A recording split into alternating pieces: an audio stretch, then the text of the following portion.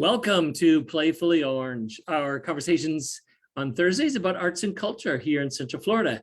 I'm very pleased to have as my guest today, Jasbir Mehta from the Asian Cultural Association. Welcome, Jasbir.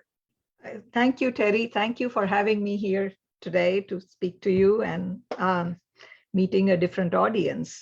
It's wonderful to be here. Well, Jasbir, you are a force behind bringing many of the touring musicians from Southeast Asia. But as a force for that, let's go back in time. When you were small, what was your exposure to the arts? In India, I believe you were born. Yes, I was born in India, and my father worked for the government, and he used to get transferred every 3 years to a different region in India. And so when I was young, there were some smaller places, some bigger places, but I was exposed to different regions. And as you know, India is a very diverse country with 22 different languages. So we were exposed to a lot of different languages and different folk culture. So I was really very fascinated by the different folk culture. And wherever we went, my father insisted that we participate in the local folk activities. And we did go to theater and some drama in some regions wherever they did have theater. It was, even though in a different language, my father insisted we go. So we used to go, and it was a wonderful experience. So seeing that and even listening to different musics from different regions. So right. that was my exposure as a child.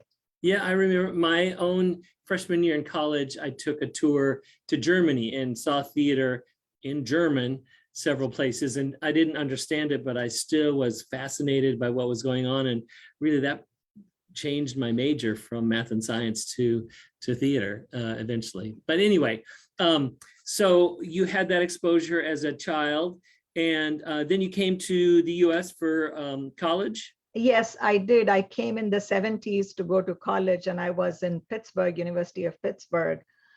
And there, when we set up, I was actually quite fascinated with Indian music by that time.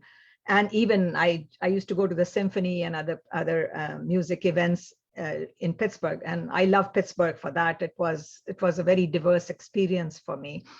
And then I got involved with WDUQ, which was a radio station run by Duquesne University, which played jazz and on the same as that, like the WMFE here. And we started a program, Music from India program, and it became very popular. So all my money that I had at that time, pocket money, I used to end up spending and buy records, because we had to buy records to play records at that time.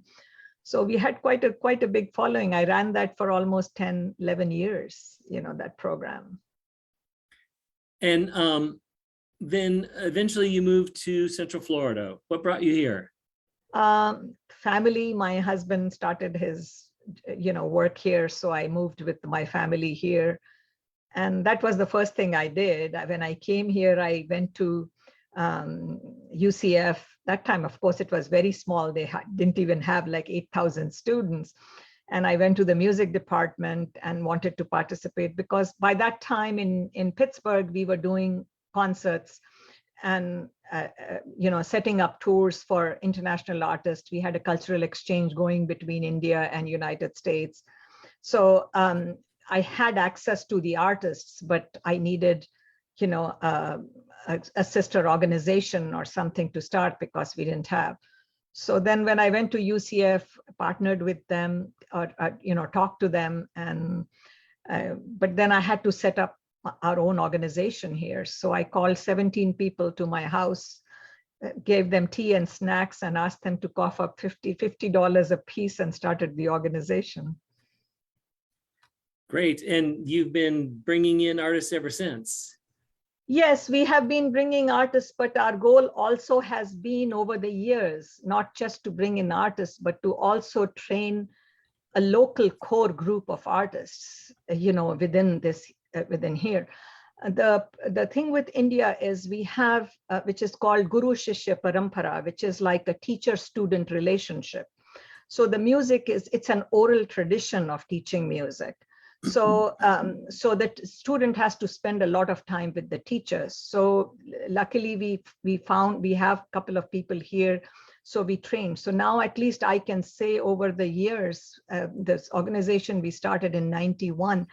So then now at least we have developed a core group of local artists that are almost professional level, to kind of participate in that, and nationally to kind of go and perform. So we are actually sending them out to different places, or they are able to travel, and we are actually progressing with having them work with local artists of other genre to kind of come up with something. Nice. Yes, I've been to a concert at the old Bob Carr Theater. There was a fusion, I believe, between Indian and saxophone and some things. Yes.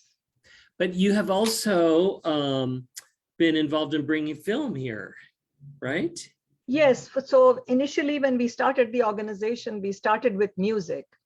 But what happened was I realized there's a lot of people started telling me that, oh, this is good, but we don't understand the Eastern Indians classical music styles, and we don't understand. We never know when it starts, when it finishes, and all these kind of stories they were giving me. So I thought, because the core thing that I have with the arts is that it has to have community involvement.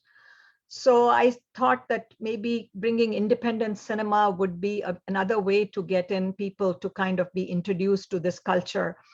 So I showed up at Enzian Theater and kind of said, this is what we wanted to do. And that's how the beginning of started, which was 27 years ago. And we are the oldest South Asian film festival in North America.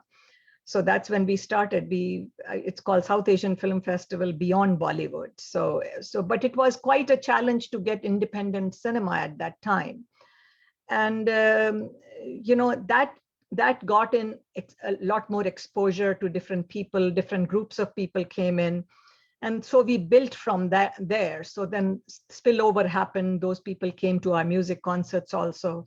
So that's how that developed, that relationship. But the partnership with Enzian is full and strong. Great.